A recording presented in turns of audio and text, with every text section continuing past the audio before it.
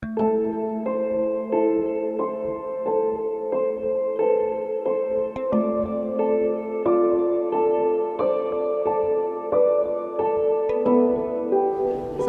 warahmatullahi wabarakatuh.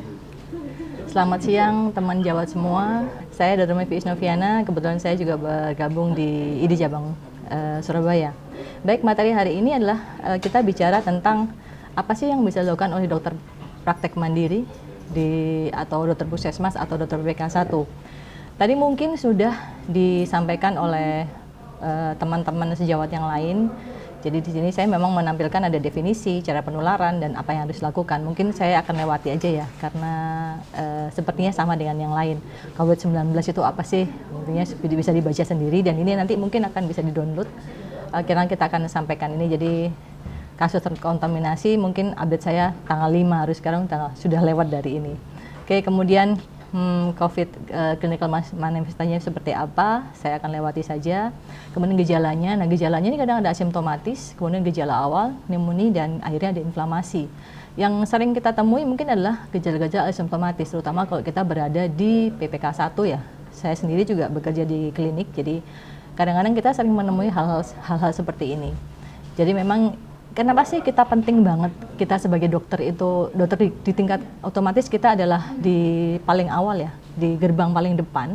Kenapa kita harus menyeleksi ini semua? Karena apa? Kuncinya memang ada di kita sebagai dokter umum di depan, yaitu supaya apa?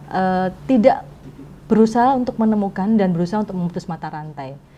Nah, kemudian cara penularan tadi sudah disampaikan, ada droplet infection dan mungkin bisa jadi ada aerosol juga. Tadi dokter sudah disampaikan juga banyak. Oleh karena itu sebetulnya apa yang penting? Yang penting adalah mengedukasi pasien juga bagaimana mereka harus menerapkan etika batuk yang benar. Karena selama ini kadang-kadang dokter kalau pasien ketemu sama dokter walaupun pakai masker dan menunjukkan bahwa dia sakit, dia grok-groknya di depan kita. Nah, itu kita harus ingatkan juga, mulai edukasi sekali lagi bahwa apapun itu kita harus menerapkan etika batuk yang benar. Kemudian gejala klinis yang sering ada demam, kemudian ada batuk kering dan sesak nafas. Nah, jadinya malah paranoid ya mungkin ya, begitu bangun tidur pagi saya kok hari ini kok tenggorokan saya nggak enak, ini nggak enak. Ya memang simptom ini pasti akan muncul. Siapapun itu termasuk saya juga merasa bahwa aduh kayaknya saya kena nih. Tapi siapapun itu kita tetap harus optimis bahwa ini memang yang kita hadapi sebagai dokter di garda paling depan. Bismillah, Tuhan akan melindungi kita semua. Amin. Nah, ini juga jadi menurut UANG yang paling sering adalah gejalanya memang demam 98,6%. Kemudian ada rasa lemah itu 69,6% dan batuk kering ada 59,4%, dan Huang et al juga mengatakan ada demam 98%. Jadi memang didominasi adalah demam dan kemudian ada batuk 76%. Ada mialgia juga 44%. Ini yang paling sering memang, yang kita amati paling sering. Tapi mungkin saja di lapangan situasinya bisa berbeda. Saya lanjutkan lagi. Nah, ini adalah menurut dari Center of Disease Control mengatakan memang yang dilihat adalah COVID-19 itu biasanya demam, batuk, dan sesak nafas kalau sudah mulai kondisinya udah mulai makin parah. Gejala COVID itu ada dua, lama sama baru, mungkin nanti bisa dibaca lagi. Karena ini ada yang terbaru sama yang lama sama yang terbaru bisa dibandingkan nanti. Dan onset perjalanannya biasanya memang inkubasi bisa berlangsung selama 2-14 hari. Ini menurut WHO ya. Kemudian lama gejalanya ringan bisa 2 minggu, berat sampai klinis bisa sampai 3-6 minggu. Nah, faktor resiko. Tentunya faktor resiko yang pertama adalah dokter, tenaga medis yang tanpa APD yang lengkap. Ini yang memang sekarang aja kita susah ya untuk mendapatkan masker surgical aja susahnya setengah mati, tapi ya memang itu adalah senjata kita. Kemudian usia lanjut lebih dari 60 tahun, memang ini terkait dengan masalah imunitas. Kemudian perokok, tentunya dia memperburuk keadaan parunya. Kemudian ada penyakit paru kronik, bawaan misalkan ada asma, nah itu juga memperberat juga. Kurang gizi, ya kanker dan penyakit imunokompromis yang lainnya, kompromis dan mungkin penyakit yang lainnya.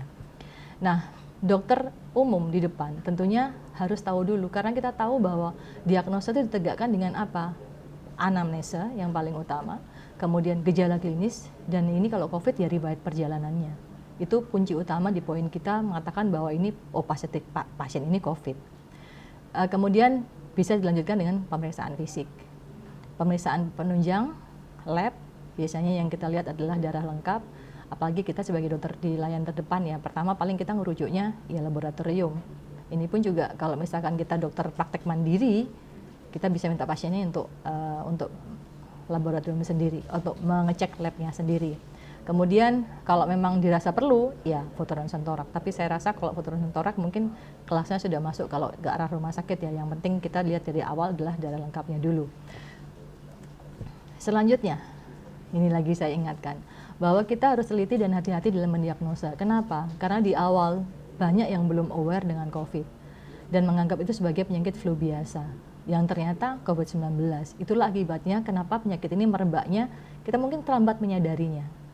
Dan akhirnya ternyata positifnya juga banyak. Ya mungkin fenomena gunung es ya, mudah-mudahan ini segera berakhir. Tapi apapun itu kita harus siap untuk menghadapi ini semua. Ini adalah COVID-19 Early Warning Score, nanti bisa dibaca sendiri. Ini saya dapatkan juga, jadi tanda-tanda yang memang bahwa benar-benar pasien ini adalah COVID-19. Karena mungkin tadi di depan-depan sudah disampaikan ya sama Dr. Mustafa, sama Dr. Apek ya di depan. Kemudian gambaran foto toraks yang mungkin ya sekilas paling nggak kita harus tahu dulu, mungkin akan terjadi awalnya unilateral tapi akhirnya menjadi bilateral. Ini yang bahaya kalau jadi bilateral, apalagi kalau memang ada komorbid. Diagnosa laboratorium memang ada kultur darah. Jadi biasanya mungkin kita pakai rapid test ya. Rapid test gimana sih dok? Ya rapid test memang bisa kita lakukan, tapi rapid test tidak berarti menunjukkan bahwa hasil pasti dari COVID, karena masih harus dilakukan RT-PCR ya. Jangan swab itu barulah dikatakan sebagai positif. Oke, saya lanjut lagi. Nah, sebagai dokter puskesmas atau dokter klinik atau dokter layanan mandiri, kita sebagai terdepan yang bisa harus mampu paling nggak tahu, oh ini orang ada OTG, orang tanpa gejala, oh ini ada ODP, ini ada BDP. Tapi mungkin timbul pertanyaan dari rekan-rekan juga, dok kan OTG kan nggak datang ke kita ya dok, mereka kan nggak mungkin ke kita kalau nggak sakit. Ya memang benar, mereka nggak datang ke kita, tapi minimal kita tahu. Dan memang kalau di puskesmas atau di daerah, dokter di daerah, kita harus waspada dengan apa? Banyak yang dari kota, yang daerah dengan red zone, misalkan dari Surabaya ataupun dari Jakarta, kemudian pulang ke daerah masing-masing, itu yang harus diwaspadai. Kenapa? Karena memang sekarang dengan adanya COVID mungkin perekonomian makin turun dan mereka walaupun disarankan tidak pulang, tidak mudik, tapi mereka tetap akan mudik. Itu kita ya bagaimana ya, kalau mereka bilang kita nggak bisa bertahan hidup dok, jadi kita harus pulang. Nah, itu agak susah juga. Oleh karena itu perlu kerjasama dengan siapa? Ya perlu kerjasama dengan daerah setempat, misalkan dengan RT, RW, kelurahan, apalagi di puskesmas, mereka bisa berkoordinasi untuk itu. Karena puskesmas kan sama-sama masih dari pemerintahan ya, ASN ya, jadi bisa berkoordinasi secara langsung. Kalau dokter-dokter yang praktek mandiri bagaimana? Ya kita koordinasinya dengan puskesmas otomatis, mau nggak mau ke arah sana. Dan kalau ditanya, mengapa sih dok, kalau kita ini kok dokter praktek mandiri di depan itu harus mencegah, harus nyegati mereka yang kena COVID, atau harus memantau mereka? Kenapa? Ya ini, karena agar pasien yang bisa ditangani, artinya mereka bisa isolasi mandiri, tidak langsung menuju rumah sakit. Sehingga di rumah sakit itu tidak terjadi penumpukan, artinya mereka terlayani dengan baik. Jadi misalkan, oh ini memang harusnya OTG, oh ini harusnya ODP, oh ini harusnya BDP, itu masih BDP ringan misalkan, atau OTG itu masih dapat terlayani dengan baik. Artinya kita bisa memantaunya. Definisi operasional OTG, orang tanpa gejala, biasanya memang orang yang kontak erat. Memang ini kita di mana di puskesmas atau di dokter umum mungkin mereka nggak bilang, atau mereka mungkin lagi nganter saudaranya, saya nganter saudara saya dok, kemudian ditanya ternyata dia OTG. Nah ini, dan tentu ternyata orang OTG ini siapa saja? Ya otomatis petugas kesehatan tuh pasti OTG kalau saya bilang. Kenapa saya bilang pasti? Ya karena kita kontak, walaupun secara nggak langsung kita nggak tahu. Mungkin saya sendiri juga OTG, karena saya juga nggak pernah periksa dan saya juga nggak tahu. Tapi kita akan kontak dengan pasien selalu. Nah ini kalau dibilang adalah masuk ke definisi operasional tentang ODP, yaitu ada orang yang mengalami demam, ini mungkin bisa dibaca lagi ya, karena tadi kayaknya sudah ada, saya hanya mengulang lagi. Kemudian ada, jadi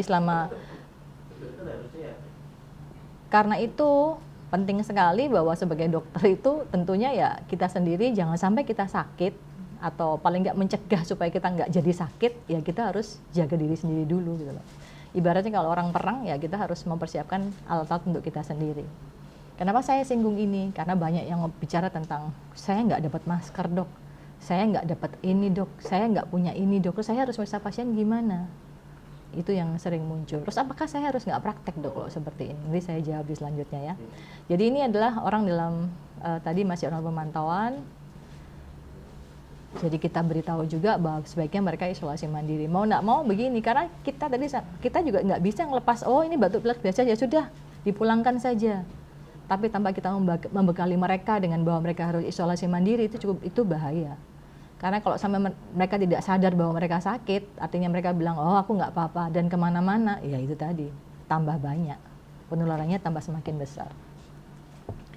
Ini adalah triase deteksi dini COVID-19 sama ya. Jadi kalau yang uncomplicated illness, non-spesifik, biasanya kan demam, ada batuk, nyeri tenggorok.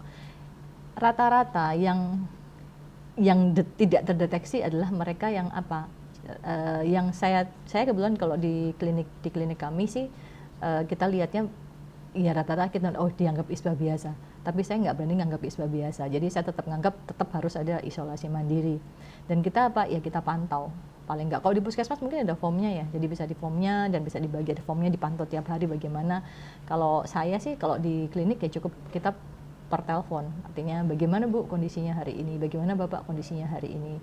Jadi kita mantaunya begitu. Kalau selalu kita ingatkan kalau kondisinya mulai makin jelek Bapak, tolong Bapak segera harus ke puskesmas. Karena jujur saya kalau di klinik kita kan tidak bisa handle sendiri. Mungkin Bapak bisa ke puskesmas dan setelah itu akan dilakukan mungkin rapid test atau mungkin jadi masuk ke swab dan segala macam. Nah ini adalah beberapa, karena kita tahu sekarang tidak hanya dari luar negeri, tapi sekarang banyak yang red zone, termasuk Surabaya. Surabaya ini red zone juga, gitu, cukup lumayan setelah Jakarta pastinya. Tapi yang saya lihat orang-orang belum sadar betul bahwa Surabaya ini red zone, jadi mereka masih nyantai. Ini yang bahaya sebetulnya. Tapi alangkah lebih baiknya kita, kalau pasien kita yang datang, selalu kita edukasi. Pakai masker, kalau nggak perlu nggak usah keluar dan segala macam. Supaya apa? Supaya mereka paham dan supaya mereka ngerti bahwa kita nggak boleh egois. Ada mungkin yang bilang, matilah urusan Gusti Allah. Ada yang bilang begitu. Tapi bukan itu permasalahannya. Karena kalau kita seperti itu, berarti kan kita merasa diri kita sehat, tapi belum tentu kita sehat. Kalau sampai kita menyebarkan pada orang lain, malah dampaknya sangat besar. Jadi mungkin itu yang harus ditekankan dan diedukasikan kepada pasien-pasien kita semua ya, pasien-pasien teman-teman sejawat semua di sini. Baik itu mungkin senior dan guru besar dan teman sejawat dan mungkin adik-adik saya semua yang ada di sini. Nah ini adalah respon. Oke, isolasi diri di rumah, yaitu kalau demamnya segini, lebih dari 38, batuk, nyeri tenggorokan, hidung tersumbat, mungkin ada rasa pegel-pegel nggak enak tanpa pneumonia tentunya, dan tanpa komorbid. Aslinya nggak ada obesitas dan tidak ada asma, tidak ada penyakit diabetes mellitus, faktor-faktor yang memperberat penyakit ini. Sehingga isolasi diri di rumah itu paling bagus. Tentunya diobati nggak? Ya harus diobati. Kalau seperti ini ya kita obati seperti biasa lah.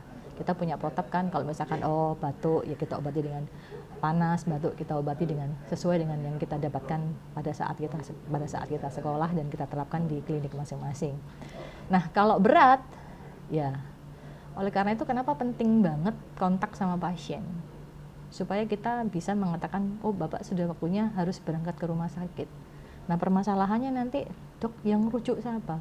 Kalau mereka berangkat sendiri ke UGD, memang sih paling pas ya memang berangkat ke UGD. Tapi kalau terpaksa pas ada di depan kita, terus kita nggak punya kendaraan, ya mau nggak mau kontak sama Dinkes. Karena kan Dinkes ada ya, jadi tetap koordinasi, artinya tetap ada koordinasi, kita tetap koordinasi dengan di atas kita.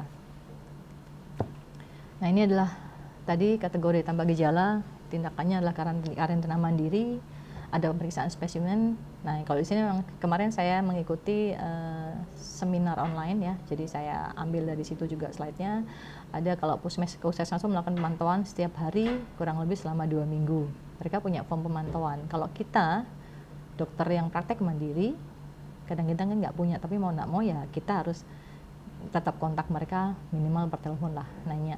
Jadi tetap katakan kalau mulai muncul tanda atau gejala, maka kalau harus bagaimana? Ya kalau ringan memang isolasi di rumah. Terus pertanyaannya, dok kalau rumahnya itu kecil dok, terus bagaimana? Ya ya terpaksa memang kita harus gimana, dia rumahnya cuma di situ sakluk dok, orang kanan kiri depan belakang ya ketemunya itu juga, dan jaraknya mungkin nggak bisa jauh, ya mungkin memang kita harus masuk ke rumah sakit darurat. Ada beberapa rujukan rumah sakit di sini, saya lupa tidak memasukkan datanya di sini, jadi rujukannya kemana saja. Kemudian yang dalam pemantauan bagaimana? Sama, kalau misalkan tidak terlalu berat sama, maksudnya tidak ada gejala-gejala yang sesak dan segala macam, kita masih bisa isolasi diri di rumah, sama pemantauannya sama 2 minggu. Dan kalau memang memburuk ya memang harus dibawa ke rumah sakit darurat kalau gejalanya sedang, sedangkan kalau berat ya masuk ke rumah sakit rujukan. Saya bacakan di sini adalah beberapa rumah sakit rujukan yang ada di Surabaya, karena mohon maaf saya tidak mencatat, tidak menyantumkan. Jadi ada Rumah Sakit Dr. Sutomo, rujukan utamanya, ada Rumah Sakit Umum Katolik Surabaya, RKZ, Rumah Sakit Adi Husada Surabaya, ini mungkin Adi Husada Kapasari ya, kemudian Rumah Sakit Bayangkara, ada Rumah Sakit Adi Husada Undaan, Rumah Sakit Prima Satya Husada Citra atau PHC, Rumah Sakit Umum Daerah Bakti Dharma Husada, Rumah Sakit Umum Islam Surabaya Jemur Sari, Rumah Sakit Umum Siloam Hospital, kemudian Rumah Sakit Umum Haji, Rumah Sakit Premier Husada Utama, Rumah Sakit Manyar Medical Center, dan ada Universitas Erlangga, dan terakhir ada Rumah Sakit Suwandi ya, sudah termasuk dalam menjadi rujukan virus corona di Surabaya. Dan saya dengar juga sekarang di Universitas Erlangga juga disediakan fasilitas, mungkin sedang dalam proses 2 minggu lagi mungkin baru akan beroperasi. Bentuk karantinanya bagaimana? Tadi kalau ringan, OTG, ODP, PDP gejala ringan cukup di rumah sendiri dan fasilitasnya sendiri. Pengawasannya siapa? Dokter, perawat, atau mungkin tenaga kesehatan lain. Dan dapat dibantu oleh tadi ada relawan. Memang kita kalau seperti ini memang kita butuh orang lain, kita nggak bisa bekerja sendiri. Kemudian kalau masuk ke karantina fasilitas ya ini usia di atas 60 tahun, penyakit penyerta yang terkontrol, dan mungkin ada PDP gejala sedang, ringan. Nah, nanti ini bisa dibaca lagi karena ini saya rasa sama dengan slide yang disampaikan Dr. Apek dan Dr. Mustafa. Nah, ini mungkin muncul, apakah sebaiknya tidak usah buka praktek ya dok? Saya memang menyarankan kalau usia mereka di atas 60 tahun lebih baik tidak usah praktek mandiri. Tapi pertanyaannya loh dok, penghasilan saya dari sana. Ya memang dilema memang sebetulnya. Kalau saya sampaikan kayaknya saya ini egois banget menyuruh orang tidak praktek padahal mereka butuh untuk praktek. Tapi sekali lagi untuk menjaga diri kita sendiri, otomatis berarti apa? Alat perangnya harus lengkap. Orang yang komorbid juga tidak disarankan sih memang untuk praktek. Ya mendingan konsul sih mungkin masih tidak apa-apa, per telepon atau per call itu mungkin masih tidak ada masalah. Karena jujur kita proteksi juga untuk yang usianya di atas 60 tahun dan mereka yang komorbid. Caranya bagaimana? Nah, di tempat kami ada jadwal pasien, jadi gunakan sistem antrian. Mau tidak mau akhirnya menggunakan apa? Ya per telepon. Dok saya mau periksa, tapi kalau misalkan keburu-buru gimana dok? Kita memang berusaha untuk mengatur ya, jadi kalau ada sistem antrian otomatis saatnya periksa pasien baru hadir di klinik. Dan kita terapkan juga pada saat masuk klinik harus cuci tangan. Otomatis kita sediakan tempat cuci tangan dan sabun di depan pintu masuk atau hand sanitizer. Kemudian kita tetap mengatakan kepada pasien yang datang harus menggunakan masker. Kalau nggak punya masker ya mungkin klinik bisa menyediakan gratis, atau kalau memang tidak bisa menyediakan ya kita jual dengan murah. Jadi begitu datang mereka bisa beli dari kita. Nah dok, masker kan susah karena masker surgical masker susah. Kalau untuk masker surgical memang untuk tenaga kesehatan ya, tapi kalau untuk pasien kita boleh kok menyarankan mereka memakai masker yang bikinan sendiri atau masker kain, masih tidak masalah. Kemudian beri jarak kursi satu dengan yang lain 1 meter. Kemudian saat anamnesa ya jaga jarak dengan pasien 1 meter, nanti ada gambarnya. Kemudian saat memeriksa pasien menggunakan APD, dan saat keluar klinik pun pasien diminta untuk cuci tangan dengan hand sanitizer atau sabun yang bukan menggunakan wastafel air maksudnya ya, wastafel yang ada airnya. Ini di tempat praktek kami, jadi sudah kami cantum seperti ini contohnya. Jadi memang kalau ruangannya besar, kalau ruangannya kecil, ya ini yang agak susah. Saya nggak bisa ngomong kalau ruangannya kecil. Jadi kebetulan tempat kami ruangannya jadi masih ada jarak dokter dengan pasien posisinya seperti ini. Kemudian ini kok dari samping, dan ini tempat duduk pasien. Jadi kita usahakan pasiennya duduknya ya agak di selang-selang, nggak duduk jajar-jajar. Kalau dulu kan banyak. Dok, kalau pasien BPJS kan susah. Nah, sekali lagi memang harus ada sistem. Kalau ruangannya nggak besar ya memang nggak susah ya. Kebetulan tempat kami sih masih bisa menyediakan tempat seperti ini. Terus yang kita perlukan apa? Alat perlindungan diri. Yaitu apa? Tadi kita juga sebagai dokter ya harus cuci tangan sebelum dan setelah melakukan tindakan. Kemudian ketika batuk jangan lupa disampaikan kepada pasien seperti apa, tempel ini mungkin, atau mungkin bikin meme sendiri atau video yang dicantumkan kalau pas masuk ke ruangan kita ada TV, mungkin ini bisa diputar jadi masyarakat awam tahu, oh caranya batuk itu seperti ini ya. Kenapa ini kita perlu lakukan berulang-ulang biar pasien itu mulai aware dan pasien mulai tahu. Jujur kalau sekarang mungkin teman-teman sejawat pernah ya kalau misalkan jalan atau apa batuk sedikit orang pasti udah nengok semua. Orang bersin sedikit pasti nengok semua. Jadi kenapa? Mereka sudah paranoid. Jadi artinya, jangan-jangan COVID. Pasti begitu. Nah, kemudian pemakaian APD, alat pelindung diri juga harus sesuai. Petugas yang mengukur suhu tubuh cukup menggunakan masker surgical. Disarankan sih memang pakai termogan ya untuk mengukur. Jadi nggak dekat. Kalau terpaksa tidak punya, gimana dok? Ya oke, pasien suruh memasukkan sendiri ke dalam ketiaknya, setelah itu kemudian dilapisi sama, kan ada plastik biasanya, tapi itu juga membuangnya tempatnya harus sesuai, kita harus masukkan ke dalam tempat-tempat yang memang untuk pembuangan alat kesehatan. Dan kalau enggak ya stetoskop pun juga harus steril, mungkin cukup disemprot dengan alkohol dan sesuai dengan panduan yang ada, karena gimana pun juga resiko cukup besar. Nah kalau memang pasiennya suspek ODP gimana dok? Ya udah mau nggak mau kita pakai gaun, pakai sarung tangan, pakai masker. Dan kalau bisa menyebabkan aerosol, ya ganti masker N95. Permasalahannya, dok, masker N95 susah. Iya, betul, susah. Gimana? Ya sudah, kita bikin face shield sendiri aja. Kalau ada face shield, ya kita pakai masker surgical dan pakai face shield. Tentunya jangan lupa sarung tangan. Ini adalah biasanya lini pertama ini seperti ini ya. Jadi biasanya pakai sebelum pemeriksaan tuh pakai seperti ini. Tapi kalau di praktek umum kan kita agak susah. Ya sudah kita pakai baju ya memang mungkin bajunya harus dibawa di rumah sakit.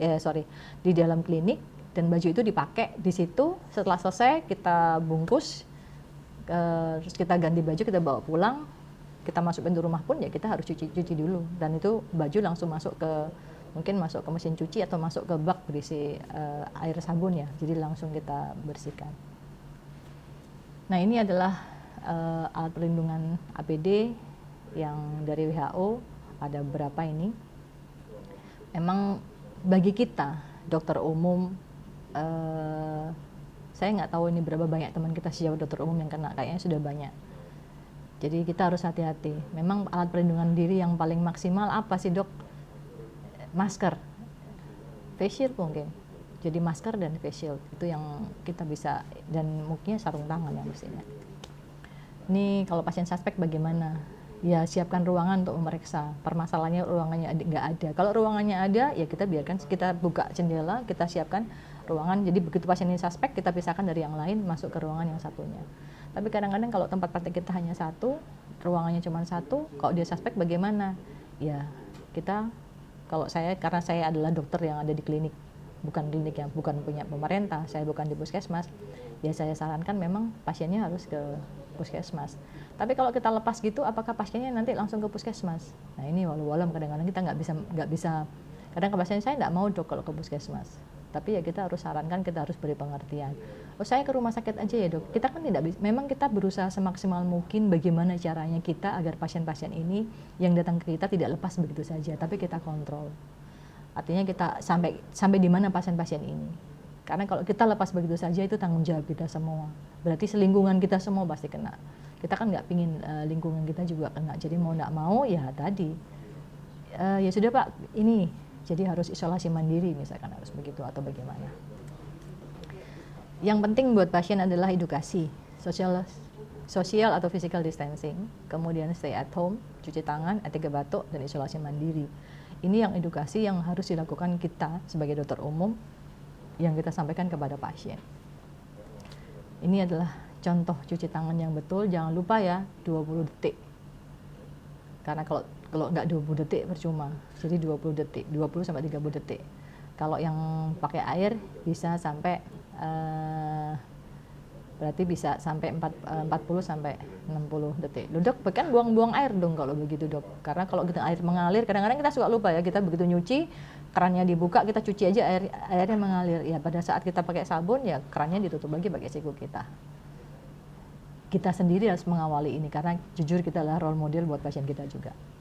Jadi kesimpulannya mungkin kalau saya sampaikan, FKTP atau praktek mandiri membantu menemukan kasus lebih awal dan bisa mengarahkan pasien bila termasuk OTG, ODP ringan untuk melakukan isolasi mandiri, dan kita juga bisa merujuk pasien ke rumah sakit darurat atau rumah sakit yang memang menerima, yang memang khusus untuk COVID. Kemudian social dan physical distancing, stay at home yang paling penting, memberikan edukasi etika batuk yang benar, kemudian memberikan edukasi cuci tangan 6 langkah, 6 atau 7 langkah ya. Itu.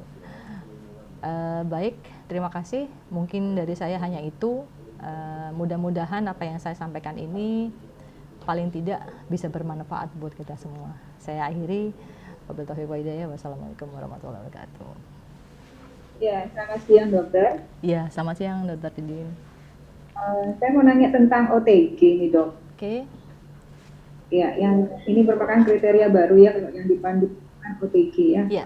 Nah, apakah bisa kita mengatakan bahwa pasien yang tanpa gejala yang datang ke klinik kita dan dia berasal dari daerah zona merah, itu apakah sudah bisa dikatakan bahwa pasien ini OTG? Iya. Begitu dok. Iya. Ya, terima kasih dokter Didin. Baik, kalau saya bisa menyampaikan, saya juga ada pasien. Jadi ceritanya dia dari Jakarta.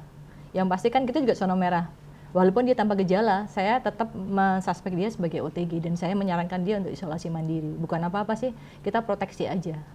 Sebaiknya begitu dokter Didin. Jadi kalau kita tahu bahwa dia kontak atau baru pulang dari daerah yang memang zona merah, ya kita itu adalah kita suspek sebagai OTG dan kita sarankan untuk isolasi mandiri. Mungkin begitu dokter Didin yang bisa saya sampaikan. Karena saya berkata ini berdasarkan pengalaman yang saya alami di tempat praktek saya. Dokter Rizka. Ya, halo siang dok. Siang dokter Hesti, sebentar. Iya, saya mau tanya dok, saya dari Bali. Oke, dokter Hesti. Oke, saya mau tanya, kalau pasien yang sudah terpapar COVID-19, yang sudah sembuh, apakah masih bisa berpotensi untuk menularkan? Kalau sudah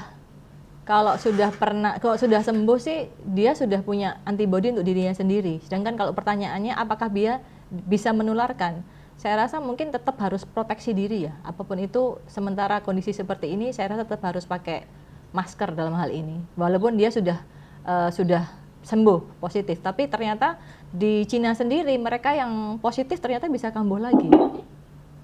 Jadi mungkin sebaiknya memang disarankan untuk walaupun sudah positif sembuh, tetap kita harus hati-hati juga. Walaupun mereka mungkin tidak menularkan, tapi sebaiknya mereka tetap pakai masker sampai batas waktu mungkin sekitar 2 minggu atau 3 minggu setelah dia sembuh. Gitu dokter. Oke, terima kasih dok. Iya, sama-sama. Iya. Halo Mas Aan. Terima kasih. Iya. Iya Mbak Mevi. Iya, lu apa kabar? Ketemu di sini ya. Iya, dari Papua. Papua. Oke, iya, gimana Mas Aan? Iya, gini, di rumah sakit kami ini ada satu PDP. Oke. Dan kebetulan memang waktu itu saya yang menemukannya. Terus kemudian dirawat.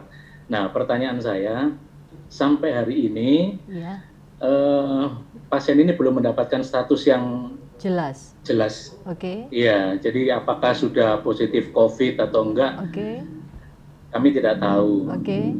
Nah, ini pertanyaannya adalah sampai kapan mereka dirawat? Di rumah atau sakit? Artinya kalau misalnya ya di rumah sakit, kalau misalnya sudah sembuh, apakah bisa dipulangkan tanpa ada status yang jelas? Karena sampai hari ini memang penerbangan semua ditutup. Jadi untuk mengirim swab pun juga kesulitan. Mengirim swab. Saya kira itu. Terima kasih. Oke, terima kasih. Jadi mengirim swab juga susah. Rapid test juga nggak ada ya, Dokter Aan? Rapid test belum sampai nih juga.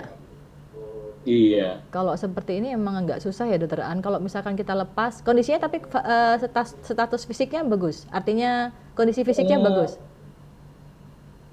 Sementara ini memang tidak ada penurunan sih, malah cenderung membaik. Oke. Memang sih, memang saya tahu rumah sakit juga butuh untuk ini ya, apa namanya, mungkin ada pasien lain yang masuk ya, jadi mau nggak mau memang harus ada mikir dipulangin.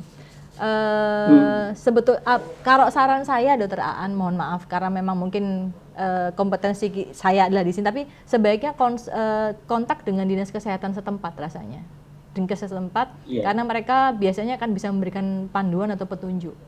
Apakah mereka pasien boleh dipulangkan, dan kemudian pasien itu apakah akan diisolasi mandiri sampai dalam pemantauan.